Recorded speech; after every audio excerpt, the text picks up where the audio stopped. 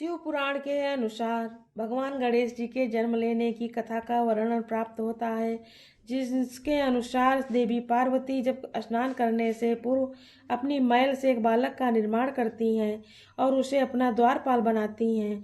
वो उनसे कहते हैं, हे पुत्र, तुम द्वार पर पहरा दो, मैं भीतर जाकर स्नान कर रही हूँ। अतः जब तक मैं स्नान न कर लूँ तब तक तुम किसी भी पुरुष को भीतर नहीं आने देना।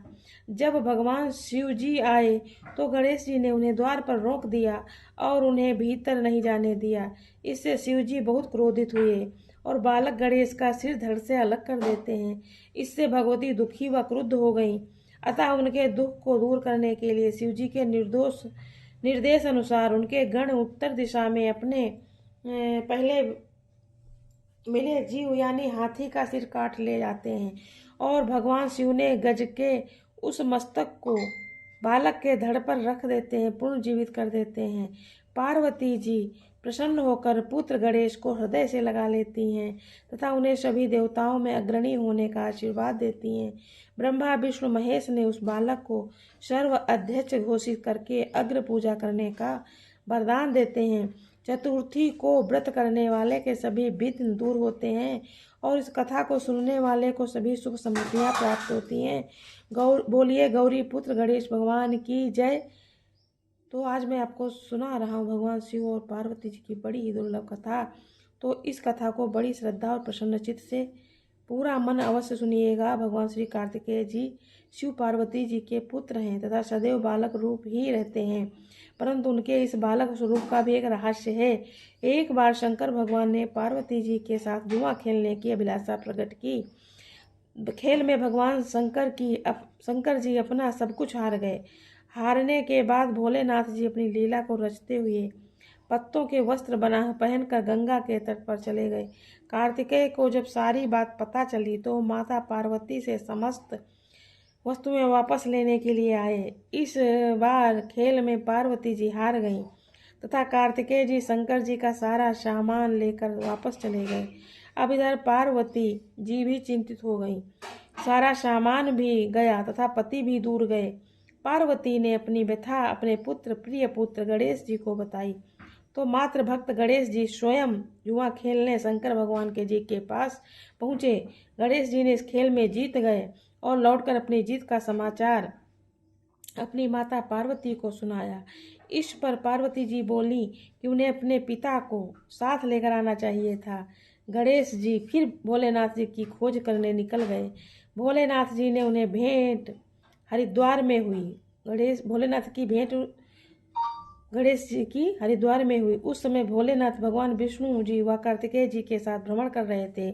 पार्वती से नाराज भोलेनाथ ने लौटने से मना कर दिया।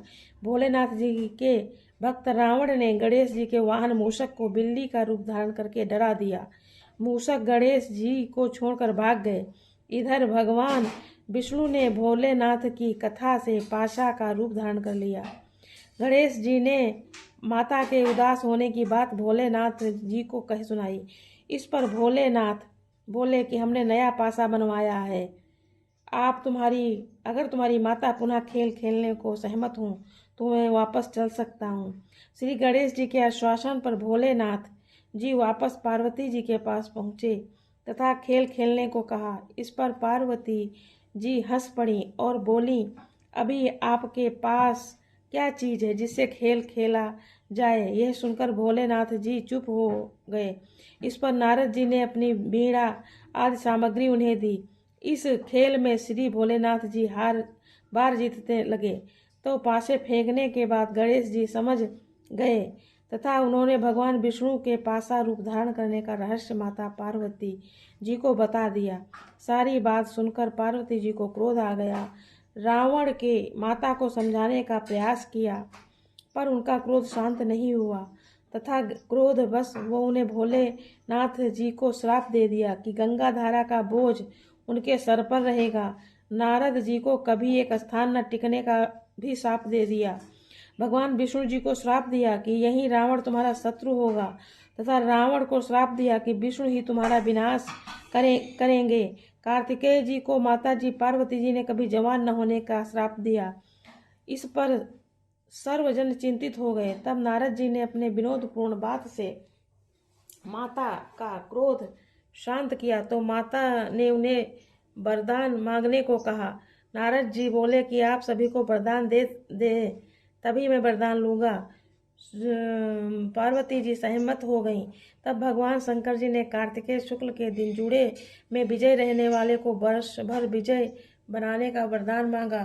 भगवान विष्णु जी ने अपने प्रत्येक छोटे बड़े कार्य में सफलता का वर मांगा, परंतु कार्तिकेय जी ने सदा बालक रहने का ही वर मांगा तथा कथा मुझे विषय वासना का संसर्ग न हो तथा सब भगवान स्मरण में लीन रहूं। अंत में नारद जी ने देव ऋषि होने का वरदान मांगा। पार्वती ने रावण को समस्त वेदों की सुविस्तृत व्याख्या देते हुए सबके लिए तथास्तु कहा। कार्तिकेय जी के जन्म के पहले तक तारकासुर के अत्याचार से सभी देवता पीड़ित थे। तभी भगवान शंकर जी ने पार्वती जी का वाणी ग्रहण किया और तब 6 मुख वाले कार्तिकेय जी का जन्म हुआ था। उन्होंने ही तारकासुर का वध किया था। बोलिए शंकर पार्वती भगवान की जय। बोलिए। तो ये थी आज की कथा। आगे वीडियो पसंद आया हो तो चैनल को सब्सक्राइब और वीडियो को लाइक और कमेंट में श्री गणेश भगवान लिखिएगा सभी लोग। जय भगवान गणेश भगवान की जय। बहुला चौथ की जय। जय भगवान।